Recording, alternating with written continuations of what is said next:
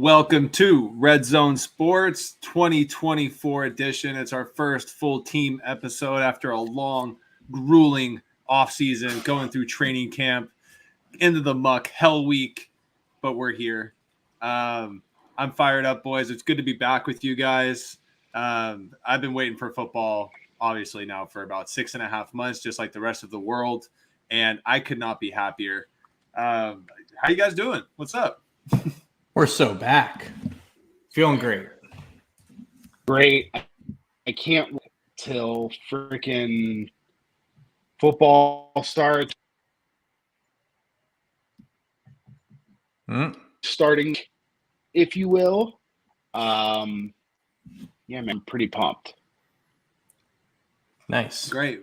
Well, Jim, you said you got some news updates for us to get us started. It's currently, August 21st. We're about 2 weeks out from the regular season, 15 days to be exact. What are some of these updates you got for us? So, all right. So I kind of went through. So this past weekend was probably the weekend that the starters as a whole for the NFL are going to play the most, right? So when you're incorporating, a lot of people are doing a lot of best ball drafts right now. We've got that kind of the extra bye week now between the end of preseason and the start of the regular season where people can really hammer stuff, right? So I just kind of went through, this is just some key positions or some key players that, I saw, right? So I'm going to start with the Texans. So a lot of the addition of Steph Diggs, based on what we're seeing so far in the preseason, Tank Dell is like the wide receiver 3. He's running mostly. They're going to run a lot of 12 personnel because, look, they're going to want to run the ball, right? He ran only 55% of his starter snaps and came off the field in 2 wide receiver sets. So when there's only 2 wide receivers on the field, people are projecting the Texans to be this up-and-comer contending team, which means they're not going to be playing in a lot of negative game scripts of passing a lot. They were last year, right? And Tank Dell was great at that. Nico Collins was hurt for a time, but you've got everybody healthy. So at least for week 1 or for best ball, I would kind of maybe temper where Tank Dell's getting drafted or his price on DraftKings for week 1. Just think about that. Keep it in mind, right? This is preseason. It's not everything, but this is kind of it. Malik Neighbors, played 90% of the snaps as a starter receiver. 6 targets on 17 routes run. His target share, it's not going to be what it was at LSU in the 30 to 35% range. But if he is in the 25 to 27% target share on that team, that's in the top 7 of the entire league, right? And he's still going at the back end of the 3rd round. He's dirt cheap on DraftKings for week 1. Sign me up for him. So the Chiefs, without Marquise Brown, which doesn't look like we're going to get him for the first couple weeks of the season, maybe 1 or 2 weeks. Rashee Rice and Xavier Worthy had 4 targets. Rashee Rice played 94% of the snaps. He's going way too late. Worthy had 2 explosive catches of 20-plus yards. And Justin Watson, I don't know. If you want to take a chance, early in the season, he played 89% of snaps. So just keep that in mind. Real quick, has there been any news on Rice? He's getting suspended, I would think, but as you said, we're 15 days out from the season starting. Yeah.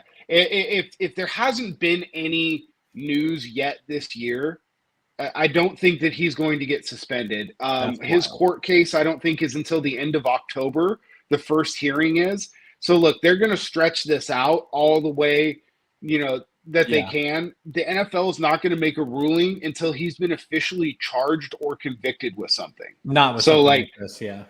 And you can see the rise of his ADP kind of coming in a little bit too. So, you could get him, a couple of weeks ago in the 11th round. He's now going in the back end of the 8th round in best balls, but it's still way too low in my opinion. Giants, Devin Singletary should be a smash. He's the only guy there. Tyrone Tracy, Eric Gray, those guys he's going to play 80 to 90% of the snaps, played 88% this past weekend. Keon Coleman played 100% of the snaps for the second straight game. Now, I don't know if he's going to lead the team in targets, but he is going to be out there every single snap. So that's a good news. The Bears' top 2 receivers, Odunze looked really good, but in 2 wide receiver sets, 12 personnel, it's Keenan Allen and DJ Moore right now.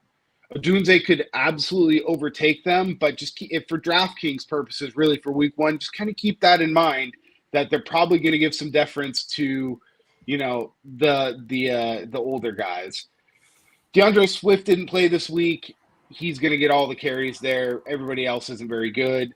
Raheem Mostert played 82% of the Dolphins starter snaps over Devin Achane. I love Achane. Fantastic. But Mostert for DFS purposes, especially week 1 and for best ball, is just way undervalued at this point, right? He's 6,400 week 1. No one's going to play him. Looks like Josh Palmer is kind of rounding into the wide receiver 1 for the Chargers. Ladd McConkey is going to play the snap. Brendan Rice has like a legit shot to make the team and to like play some meaningful snaps. He's been playing ahead. He started this past weekend over DJ Chark. James Cook played 100% of the snaps. Brian Robinson played 56% of the snaps over Eckler. Just keep in mind that Anthony Lynn is the run game coordinator and the running backs coach for the Redskins. I think you're going to see a pretty even split at the end of the day there. There will always be the Redskins. Just keep in mind that Robinson's probably going to get all the goal line carries. For sure. Let's see. A few more. Jaylen Warren, obviously, with the hamstring, isn't great. That POS, Najee Harris, appears to be in good line for some good work early in the season. I can't stand him. Javonte Williams looks like he's back. He's dominating. He's dominated through camp. Those erroneous reports of him early in camp that he might get cut. I mean, I was drafting him in the 18th round in one draft I got him. Like what are we talking about here? He's going to get all the usage.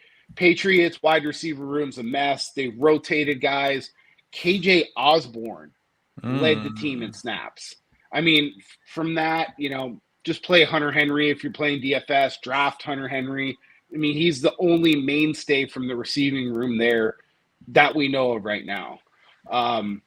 Eagles, the RB2, if you're interested in that, I don't know how much it really matters, but it's Kenneth Gainwell, if anybody cares. Let's see, a few other things. Everyone's drafting Cole Kmet really highly, but one thing to keep in mind, so far through the preseason, when it's the first team out there, him and Gerald Everett are splitting reps almost right down the line. It's like 50-50 right now. And Cole Kmet is going like 100 picks before Gerald Everett. So if you're doing a Bears stack, something like that, in the end of the draft, if you want to scoop up Gerald Everett, even if you're not and you just want an extra tight end, it's not a bad call right there. For sure. Steelers wide receivers, they're a fucking mess. It's Pickens, Van Jefferson, and Calvin Austin. Good so, Lord. I mean, if you want to take a shot on – and Arthur Smith. And Arthur Smith. And then another guy for late rounds of best ball or like a cheap week 1 flyer, Andre Islovas. I don't know if I said that right. He's going to be this. Iosivas. There we go. I don't know. Look at Joe with the pronunciation. How to pronounce that. I've drafted him quite a few times. That's all I got to say. Okay. So you're on board, which is a good thing. He sat and rested with the starters this weekend. He did not play. Everyone thought Jermaine Burton was going to be in line for that role. Now, for best ball reasoning, I would probably still draft Jermaine Burton because what you're banking on late round rookies is them excelling at the end of the year once they become a little bit more comfortable with the offense. But for DFS purposes, for week 1, Iosivas? Yes, sir. We might just start calling him Andre ISO. Do we have confirmation on that, or are you just making that up? I could be making it up, but I'm pretty confident. That sounds good. Nope. That's all the confirmation I need, Joe. Right, I'm going to look him up right now. Love it. So yeah, I mean, if you look at the name and just spell it out, it's Iosivas. It sounds good. I like that. I mean, it sounds right. So like, we're just going to go with that. I mean, who cares, right? I see this. I mean, he's the dead man on DraftKings week 1. Mm-hmm. Now, they are playing New England. If the Chase situation doesn't fully get resolved, I mean, him and Higgins are going to be running a lot of those routes. And at $3,000 week 1, sounds like a nice little cheap flyer. So that's just some stuff I jotted down over the weekend after kind of watching the games, just to kind of update everybody. I kind of tried to run through that quickly. So if you missed anything, just go back to it and or hit me up on Twitter. And we can kind of talk through it a little bit more if you guys have questions. But yeah, that's my news update. Well, I like any comments from that? A lot of good updates. A big fan of Iosivas. And best ball purposes, I grab Iosivas and Burton. You can get them in like the 15th and like 17th rounds, and you might as well grab both of them at that point if you're stacking the Bengals. And Malik Neighbors, I'm excited about Malik Neighbors. Right, I know he doesn't have the best QB situation, but they also are most likely going to be behind in games. Love Brian Daboll. Good things are going to start happening there, and I think just from a volume aspect, that Neighbors is going to have a great year, and he's going to make Jones look a hell of a lot better of a quarterback than he actually is. Yes, those are the two big things that jumped out to me during all your news updates. I mean, whenever I can grab Neighbors, I'm jumping up 5, 6, 7 picks ahead of his ADP to make sure that he's on my team. Yeah. Yep. I'm on that as well. All right. Topic number 1 beyond headlines. One team, Jim, that you want to target in DFS week in and week out going into the season. We all know it's going to change. But who are you looking at? Let's just say even like the first couple weeks who you just plan to kind of hammer stack wise. I am going to really be looking at the Arizona Cardinals the first couple weeks. You snatched it. Great. Now I got to go to the backup. Hey, you let me go first. So yeah, I don't know who put Vinny in charge of that. But, whatever. Yeah. But hey, I think all of us are about to say the Cardinals is our number 1 team, our 1-1. Well, yeah, I mean, look, what do we look for in fantasy? We look for running quarterbacks. We look for, easy stacks, guys that we can stack together. It doesn't have to be a big stack. Like, it doesn't have to be a full thing, right? But you got Kyler. I like stacking running backs like James Conner who can catch the ball a little bit. And then you've got Marvin Harrison Jr., who's a complete unknown, right? But you look at their first couple of games, right? They play the Bills, then they play the Rams, then they play the Lions, then they play the Commanders. Okay, so the first 4 weeks, you have to think that like the Cardinals are going to have to be throwing the ball quite a bit. They play the Bills on the road, but then the next 3 games are at home in a really nice, comfortable environment. The Cardinals are going to be one that I'm going to be looking at the first couple of weeks to really target. I'm excited, especially on I play mostly on DraftKings, so it's full point PPR.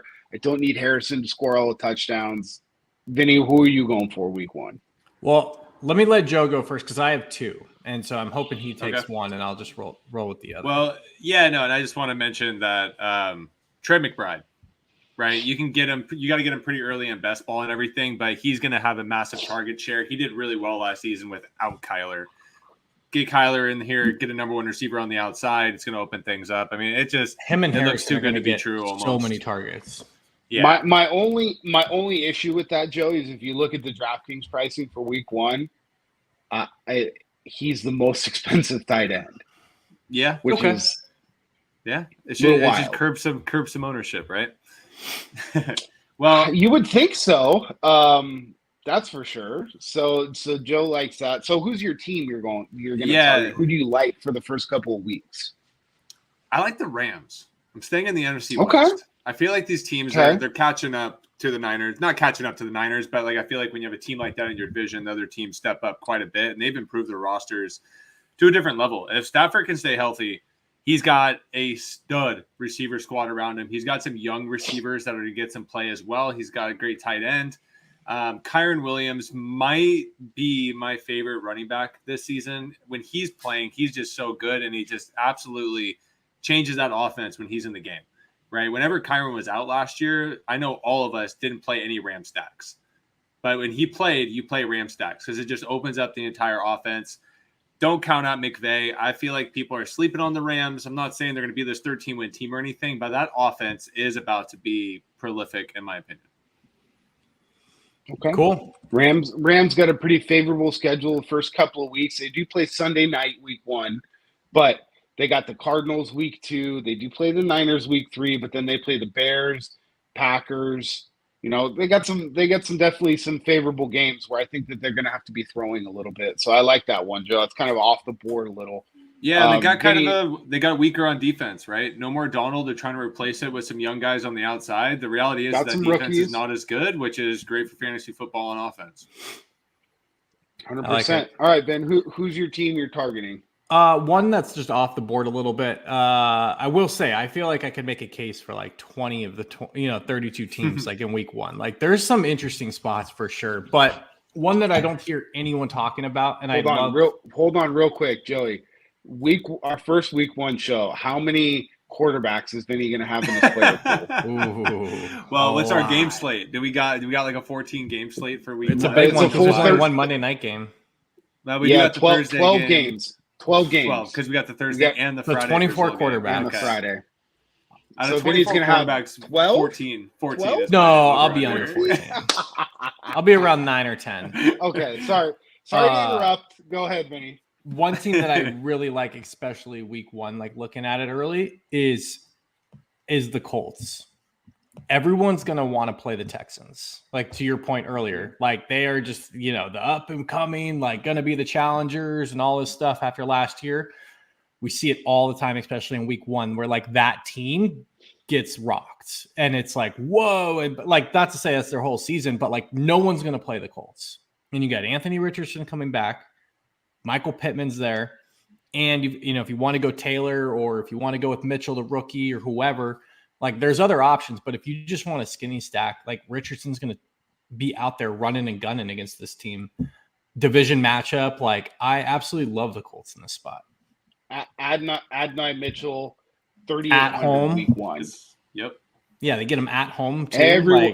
Everyone's going to be on the Texans. And look, the Texans are going to be improved.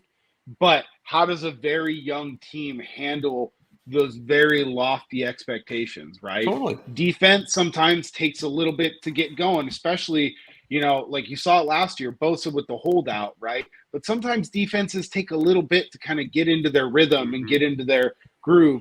Now you've got D'Amico, who's the defensive play caller, right? Right. But I that's another good one, Penny. Even the best case, if the Texans do, let's say, come out just absolutely hair on fire and they're putting up 35 points on opening weekend, like cool. Then the Colts are trailing and Anthony Richardson's firing the ball 45 times and running. So I just think it's kind of a sneaky spot that like I can't imagine too many people are going to be out there touting.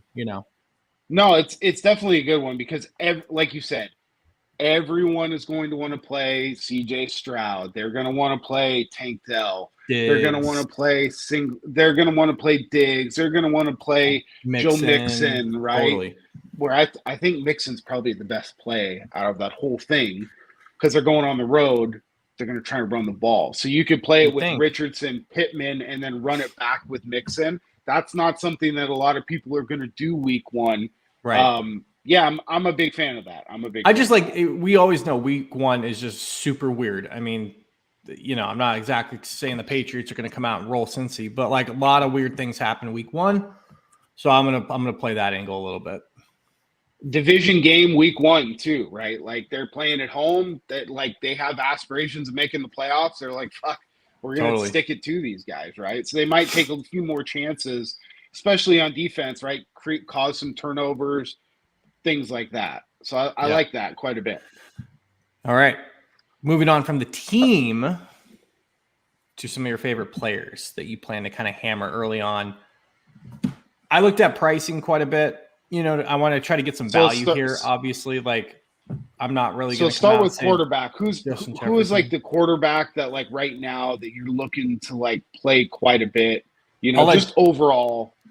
I'll let Joey go first here since Joe, you can go first. Yeah. Joe Burrow's back. Joe Burrow is healthy. He's got his full squad. I think they're going to obviously resolve these things with Chase before the season starts. For sure. I don't think Cincinnati's defense is anything special. I think they're going to be airing it out quite a bit. Their running backs are Chase Brown and Zach Moss, which are fine, right? But they're going to be relying on that passing game. And I think they're just so deep at the receiver position that Burrow is just going to have a fantastic year where I think it's a 5,000+ yard season, 40 touchdown type season. If he can stay healthy for all 16 games, all of the tools are there. The only thing that worries me a little bit is his offensive coordinator left for the Titans job as a head coach, and Callahan, which makes me love the Titans because I feel like he's a great offensive coordinator. So there's some question marks of how the offense is going to roll to start the season. But I think overall, I mean, Joe Burrow is Joe Burrow. He's my guy. All right. Vinny? So I really wanted to say Bo Nix early on. Hey, he just got named today. That's okay. But I think I'm going to lean with the other rookie in Jaden Daniels. I think they're going to let him air it out a little bit more. Sorry, I took your guy. Took my guy. I thought you were disgusted. I was like, what do you say? Yeah, like, should I mute myself? Okay. No, I just like the fact, one, I mean, Cliff Kingsbury obviously has a very like quarterback-friendly type system where they're going to spread it out. He's got a running game. They really help the offensive line out. And they're going to let him use his legs. Like there's no way they're not going to. As a rookie where he can be more comfortable, he's got some good weapons out there.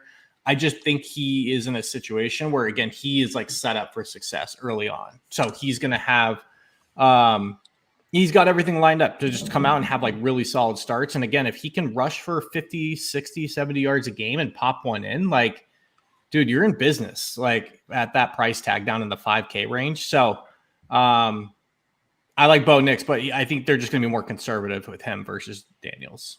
So makes sense. Okay. So since Vinny took my guy, as long as this guy remains the starter, I am going to be playing probably too much of him every week, but it's because his stacking options are just so easy. And we saw it last year. Oh, yeah. I know where you're going. The Minshew man. The Creed workout god. You know, he's just going to be in like the 5 to like 5,800 pricing range literally all year long. Mm-hmm. Okay. Week 1, he opens up with the Chargers, who have a terrible defense. Okay. Now, the only concern week 1 is it might be a little bit slower of a game because the Chargers are just going to try and grind the fuck out of the ball. But, you know, I'll take that because if you take a look at the Raiders' schedule, it is really nothing to they got to play the Browns, they got to play the Ravens, but they play the Panthers, they play the Broncos twice, obviously, they play the Chargers twice, they play the Steelers at home, they play the Chiefs, they always play the Chiefs hard, right? They play the Bucks, who have no defense, they play the Jags, who have no defense, they play the Falcons, who might have a defense, but like the Saints, they play the Dolphins that have no defense. So like, if you're just going to weekly give me Minshew at like 5,500 and then, you know, let's see, and Devontae at like 7 to like 7,500, I mean, it's just for DFS. And Bowers is going to start very cheap before people realize that he's not actually playing tight end. 100%. But he's going to start out cheap and grab Bowers while you can because that dude's an absolute freak.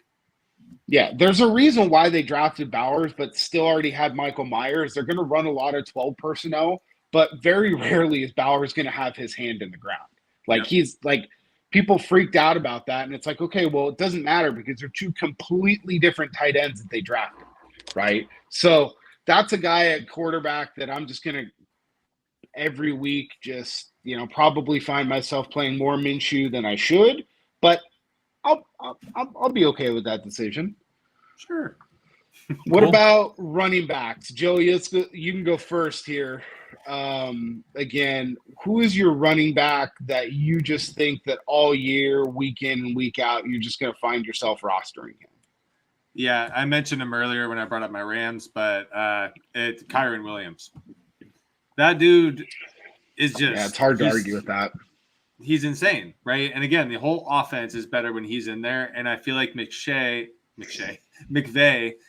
he game plans Todd around... McShay. Yeah, he's in the league now.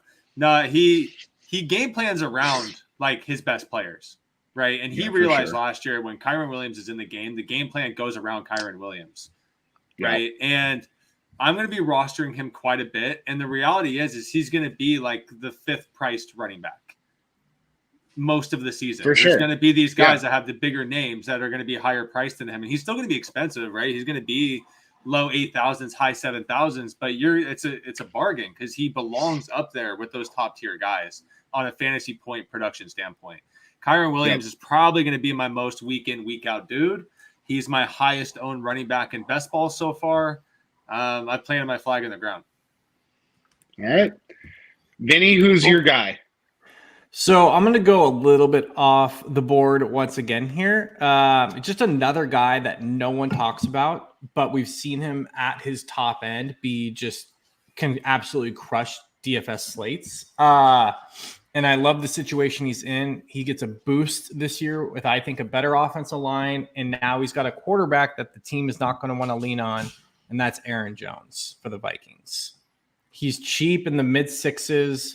We've seen him. He can catch the ball really well out of the backfield. Like, dude, I think they're going to absolutely ride this guy. And he's going to be out, for vengeance a little bit after Green Bay, kicked him to the curb to go get Josh Jacobs and think they're upgrading there. I think we're going to see Aaron Jones have a pretty good season.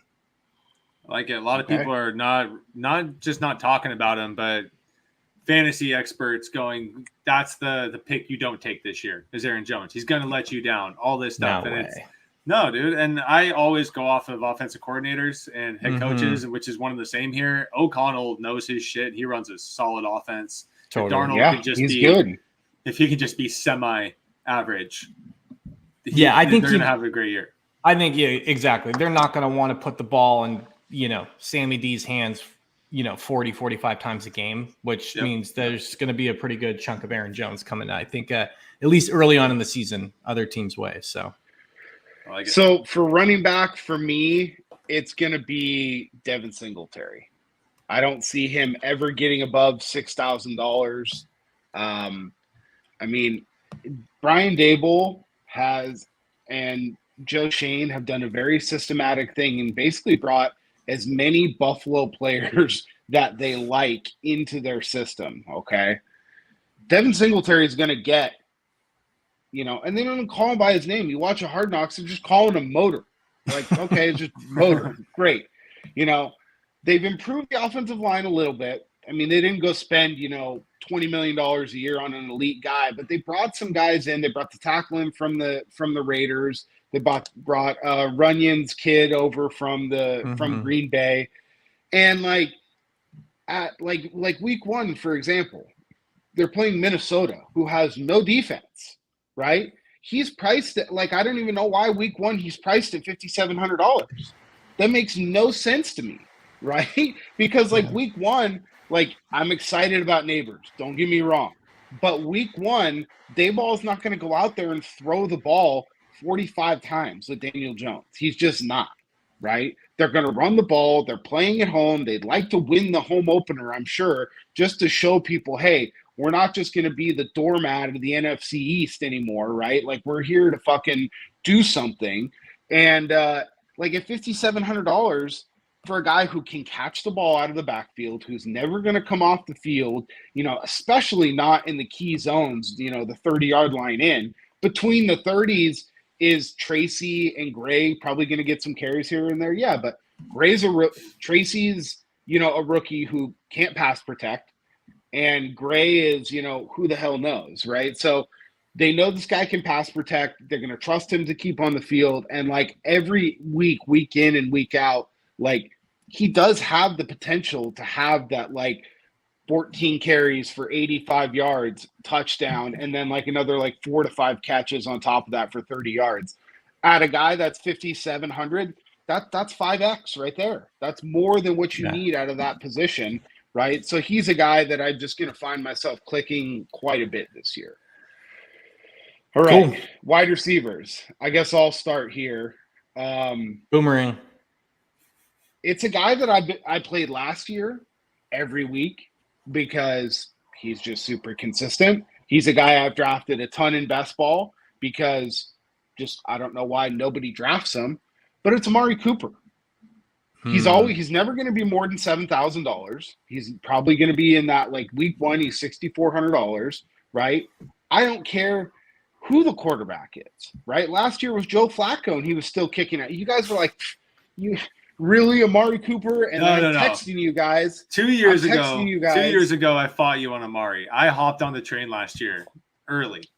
I hopped on. Texting you guys like, it's halftime and Amari's got 16 points already. And it's just like every year, right? And I don't care if it's the masseuse or you know who the backup is this year. It's Jameis Winston.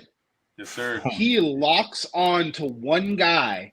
And really, the Browns don't really have anybody else. I know they signed Jerry Jeudy. I like Jerry Jeudy, but like, no, it's consolidated. You got Cooper and you got Njoku, right? It's one of my favorite cheap stacks of the year. Is the Browns, Watson, 100%. Cooper, Njoku. It's going to be the cheapest stack with massive upside. It's not sexy, but like every week, Amari Cooper at like a mid $6,000 price has the ability to go get 30 points. And like, you can't really say that about all the guys around his price range. Like Chris Olave, who's $200 more. I mean, who would you bet on having more points?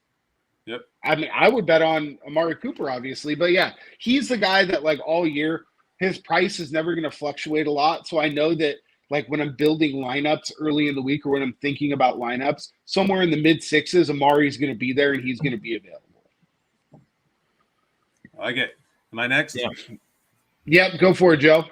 All right, there's so many receivers I want to talk about, but the one guy. You get one. I get one. I feel like guy. I get a little weird with this guy. Is one. Calvin Ridley. Okay. Titans. I was looking at him. I feel like that offense that was happening at Cincinnati is just coming over to Tennessee. And when he's got his best receiver on the field, he's going to go to his best receiver at all times. Will Levis does have a strong arm. He's young.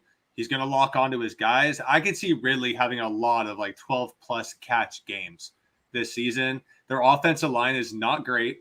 They're going to get the ball to him quick and let him make plays. Their run game is not going to be the biggest priority. Derrick Henry's gone.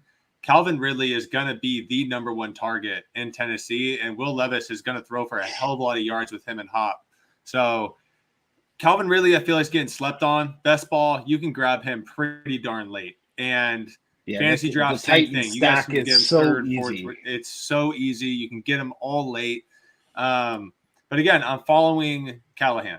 That guy proved that he knows his shit over in Cincinnati, and he's going to bring it over to Tennessee, and that offense is going to completely flip on its head. You've seen this power run game for like 7 straight years, and you're going to see this flip into a full air raid offense from week 1. Dude, I'm totally with you. I'm like actually a little more bullish on the Titans than some people, just because everything you had just said.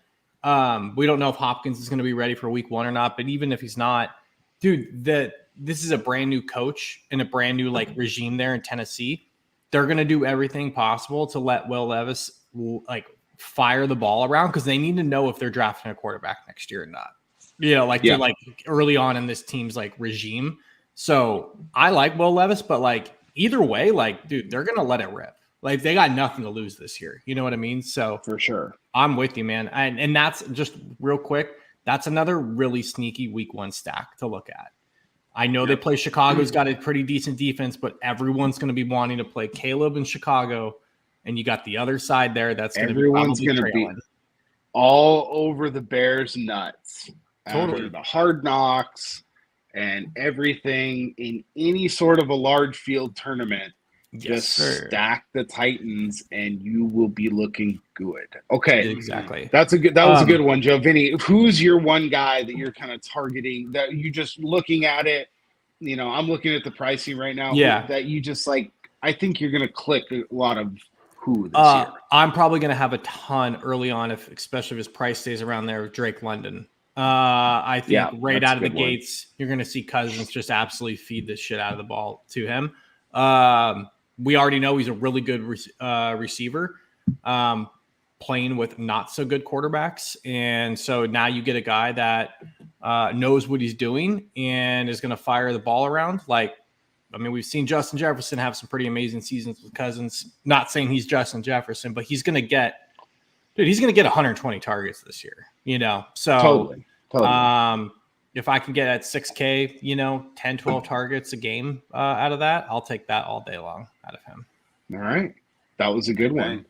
All right, let's move on to tight ends. Our last position group here. We're not going to be talking about defenses. I wish the DraftKings would launch the DST spot into the sun.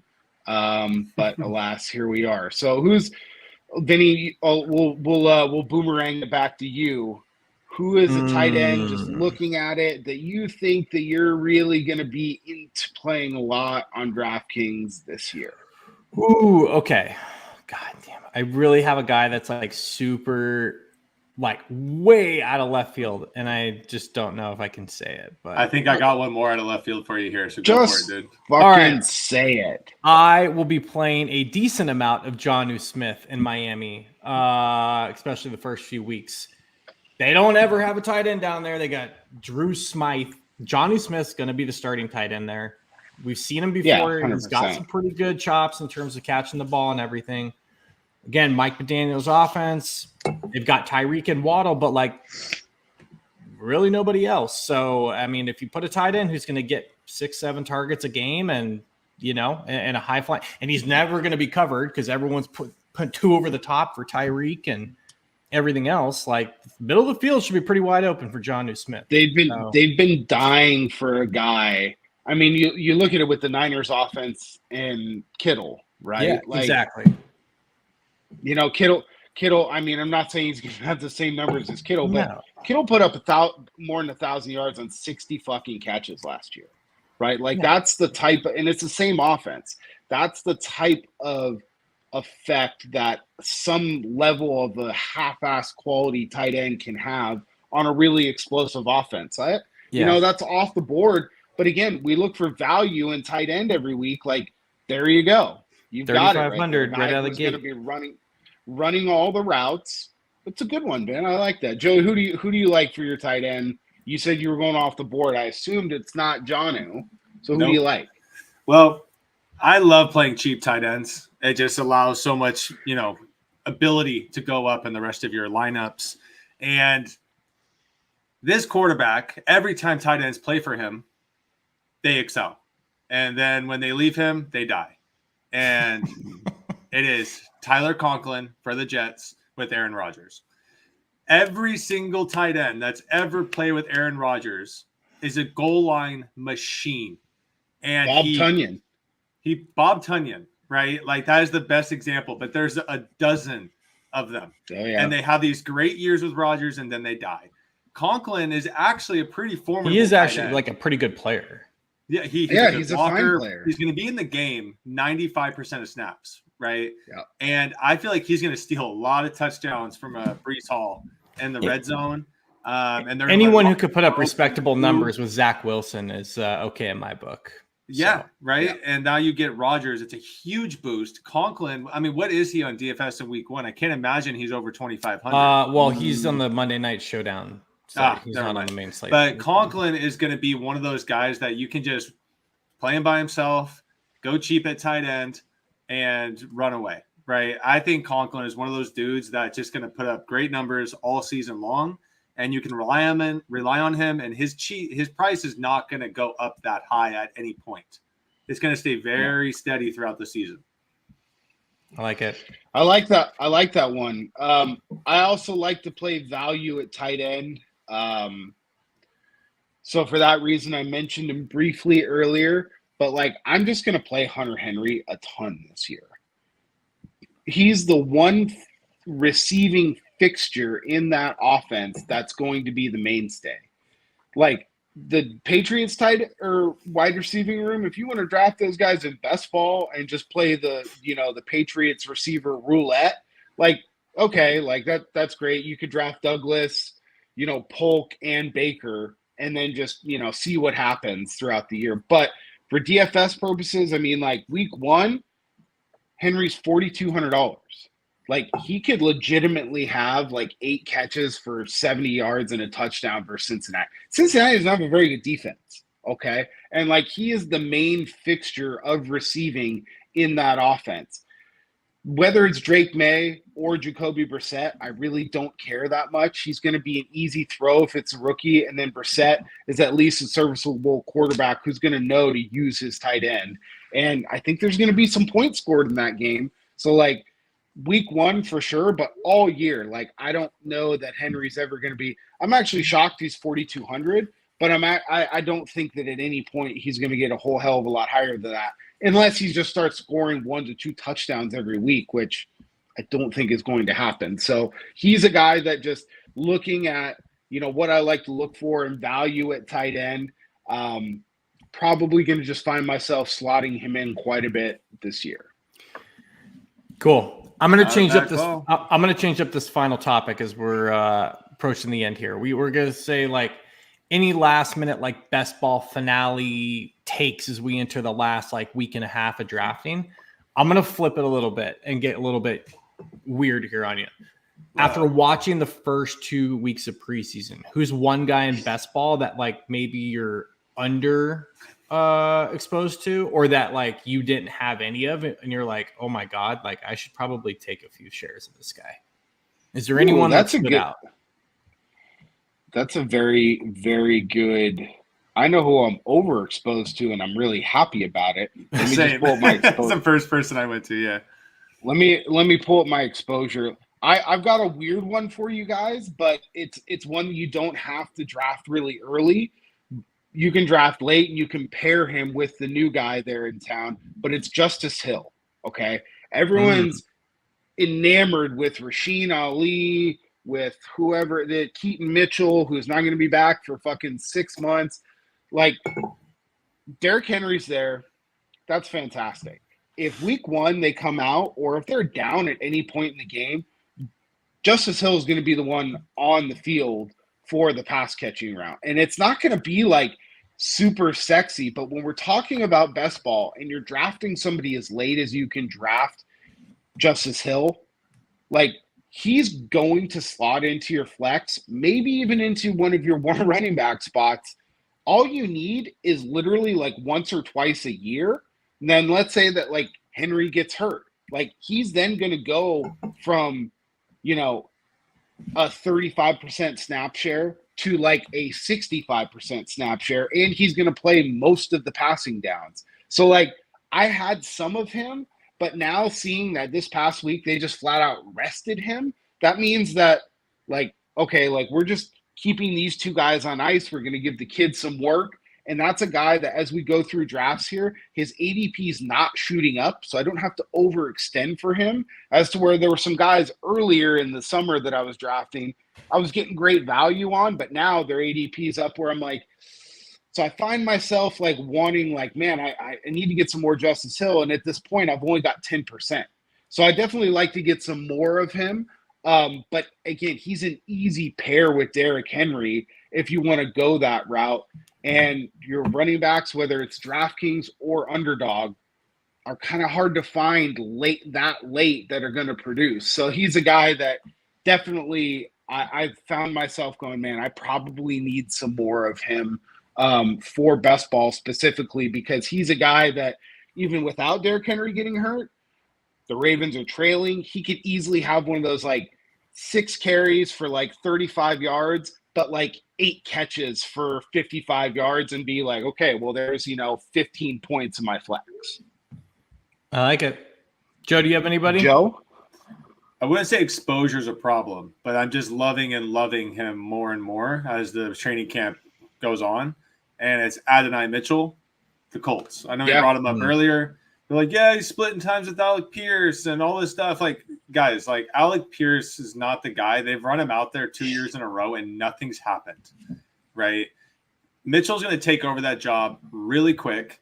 He's an absolute freak. And Richardson can get him the ball. and he's going to have a lot of one-on-one situations. He's got Michael Pittman on the other side of him. When Downs comes back, they got a really solid offense. He's going to be one-on-one a lot. He might be that receiver that you're just hoping for that game where he goes 2 for 80 with a touchdown, but that's fine, especially at the price range that he's going to start out at and probably remain at most of the season. Just the more and more preseason goes on, I'm just happier and happier with him. Well, like, what are we looking at, right? We talk about it. What are we looking at for best balls? We're looking at guys that can excel, maybe that late. He's not going to be a week-to-week guy, but these rookies, you've seen it over and over again, right? The year that I almost got to the million with Chase, he started out slow, but then just ascended over the year. And then, had some wild outlier games toward the end of the year, right? Like, I don't know if we're expecting that.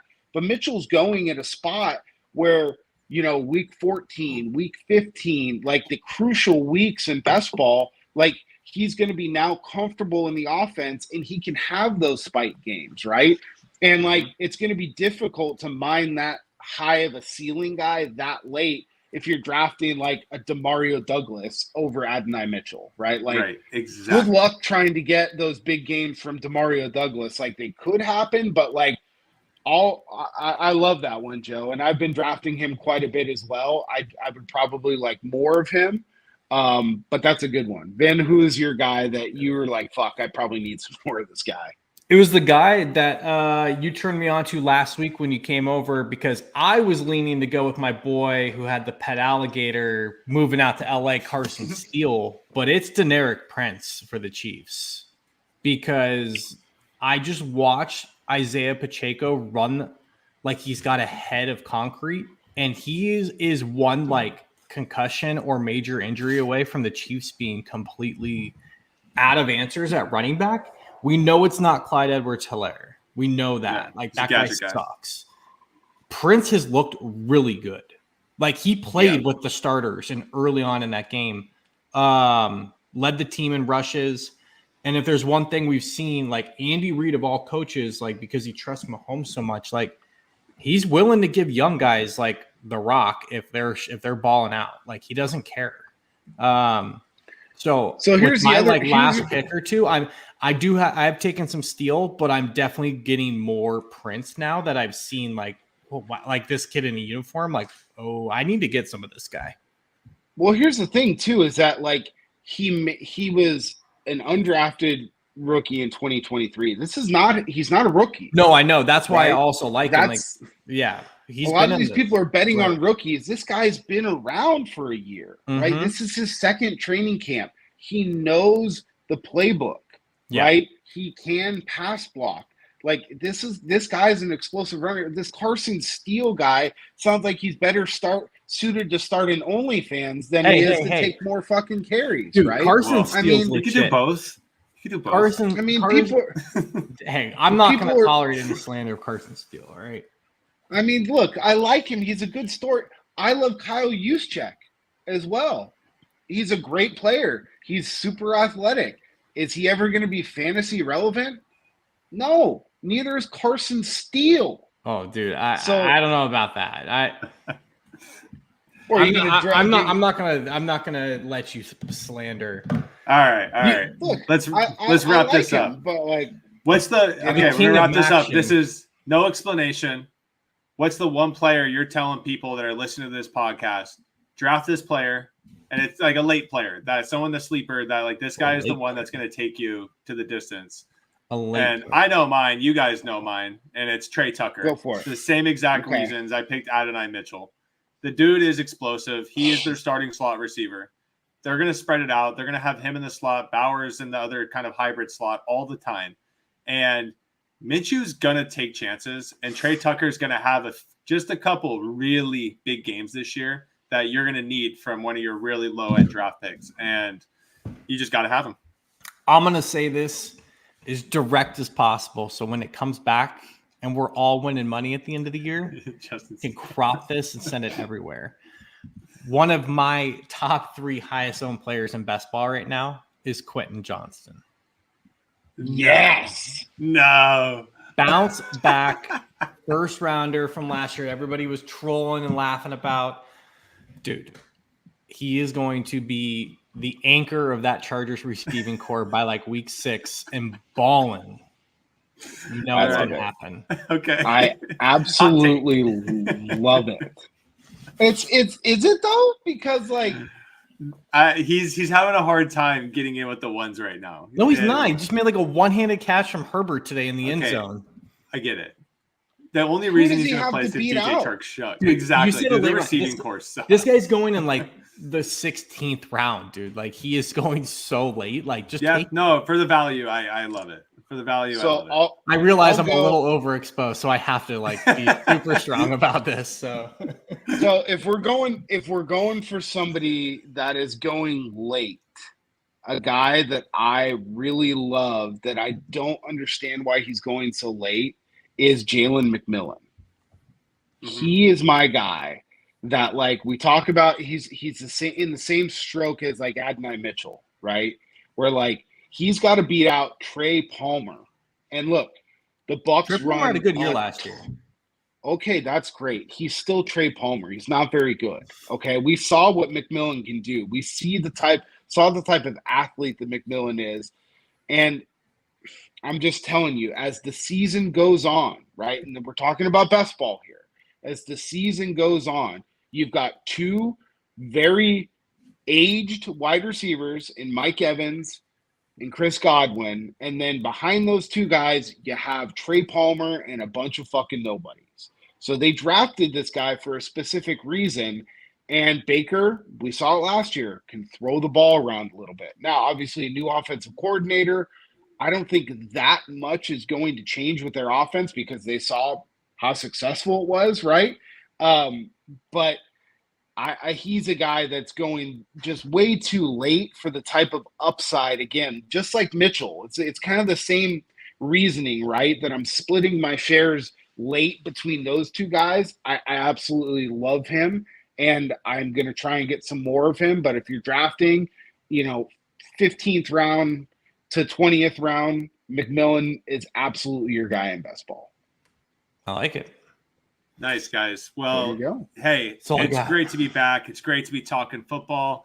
Make sure you guys join us every week for the big show and with many mini shows from Jim, Vin, myself that we'll be doing. Absorb all the content. We got the information. We're obsessed, so you don't have to be. So make sure you follow us on Twitter. I'm Joey Props with a Z, JJ McIntosh, Vinny Levine 29. Is that it? No, right Notorious VJL. Oh, very. Come on, Burgundy. Very, very forgettable. Very forgettable. Very nice. Just make sure you absorb the content, guys. We interact on Twitter, so hit us with questions. Dog on us, doesn't matter. We'll interact with you in a positive way. We'll have fun with it. And yeah, looking forward to a great 2024 NFL football season. And good luck to all of you in your best ball drafts.